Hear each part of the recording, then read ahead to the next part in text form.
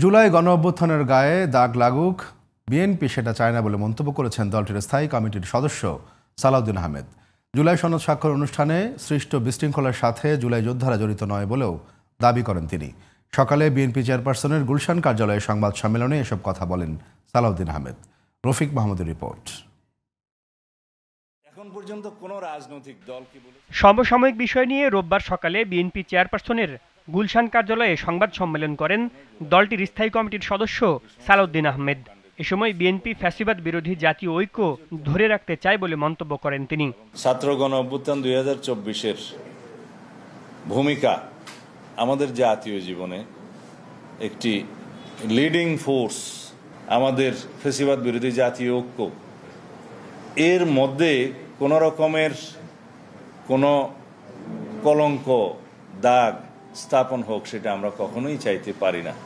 দলটি জুলাই যোদ্ধাদের সম্মানের সাথে দেখতে চায় বলেও উল্লেখ করেন বিএনপির অন্যতম এই নীতি নির্ধারক। আওয়ামী ফ্যাসিস্ট বাহিনী যে এখনো সমস্ত জায়গায় বিভিন্ন ফাঁকফোঁক করে বিশৃঙ্খলা সৃষ্টি করার চেষ্টা করছে, সেটা গতকাল দৃশ্যমান হয়েছে। এখানে কোনো জুলাই যোদ্ধা, সঠিক কোনো জুলাই অভ্যুত্থানের সাথে জড়িত কোনো সংগঠন অথবা কোনো ব্যক্তি জড়িত থাকতে পারে না। এটা ছিল আমার সুস্পষ্ট বক্তব্য।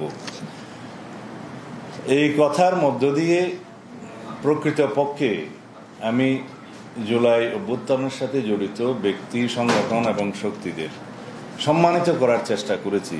এদিকে জাতীয় প্রেস ক্লাবে কোরআন হাদিস অবমাননা ও আগামী জাতীয় সংসদ নির্বাচন নিয়ে ষড়যন্ত্রের অভিযোগ এনে বিক্ষোভ সমাবেশের আয়োজন করে জাতীয়তাবাদী উলামা দল। এ সময় বিএনপি চেয়ারপারসনের উপদেষ্টা জয়নুল আবেদিন ফারুক বলেন, সরকার যখন নির্বাচনের দিকে এগিয়ে যাচ্ছে তখন দেশকে অস্থিতিশীল করার চেষ্টা চলছে। যারা এই ষড়যন্ত্রের সাথে লিপ্ত, তারা বাংলাদেশের সুখ চান না, তারা বাংলাদেশের গণতন্ত্র চান না, তারা বাংলাদেশে আমার ভোট আমি দিব এই অধিকার আপনারা প্রতিষ্ঠা হতে দিতে চান না। কারণ আপনারা মনে হয় মোদির আশ্রয়ে শেখ হাসিনা বাংলাদেশে আবার এসে সে ফ্যাসিস্ট তৈরি করুক, এটাই কি চান? যারা ষড়যন্ত্রের সঙ্গে যুক্ত তারা দেশে গণতন্ত্র চায় না বলেও মন্তব্য করেন তিনি। Rafiq Mahmud, GTV news, Dhaka.